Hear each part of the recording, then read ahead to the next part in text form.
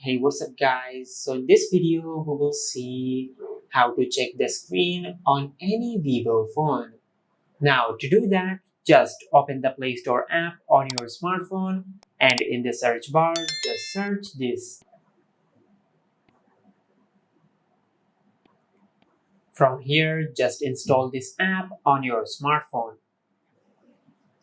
Now it will take a few seconds to install this app on your smartphone.